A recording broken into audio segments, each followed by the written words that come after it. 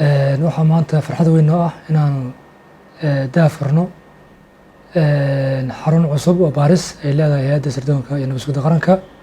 xaruntaas oo ka duwan xarumihii hore hay'addan lahayd ama guud ahaan dowladda, taasoo aan looga gol leeyahay maadaama waqti la joogo in waxyaaba oo xarun ka duwan xarumihii hore haddii aa laheeday qaab dhismeedka iyo haddii aa laheed qalabeynta iyo haddii aa laheed qaabka oo standardka oo baaritaanka.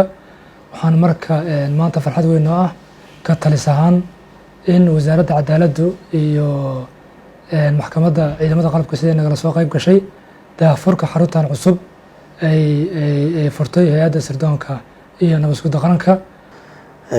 maanta waxaa farxad noo ah inaan xariga ka jarnay xarun cusub oo baaris oo ay leedahay hay'adda nabadgelyada iyo sirdoonka qaranka Soomaaliyeed. xaruntan oo xaqiiqdii ah xarun standardkeedii aad u sareeyo oo muhiim u ah qarankan Soomaaliyeed. sidaad la socotaan dalka maalinta ka dambeysa horumar wanaagsan ayuu ku socdaa. annaga ka wasaaradda cadaalad ahaan waxaan aad u hubinaa aan fiirinaa howlaha xarumaha muhiimka u ah baarista iyo kuwa aan anaga toos mas-uulka ugu nahay oo xabsiyada iyo maaragta dalkan howlihiisa loogu shaqeeyo. xaruntan waxay ka mid tahay xarumaha muhiimka u ah qaranka Soomaaliyeed, looguna talagalay in lagu hubiyo laguna baaro dembiilayaasha iyo ciddii markaa maaragta mudan in baaris loo soo gudbiyo.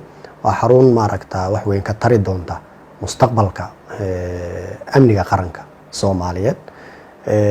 wixii hadda ka horeeyay waxaa laga yaabaa in standardada noocan oo kale aanan hadda ka hor lagu tallaabin, laakiin 4 sano lasoo dhaafay dowladdan ay jirtay waxaa aad loogu dadaalay in standardada xarumaha dowladdu ay ku shaqeyso aad loo hagaajiyo.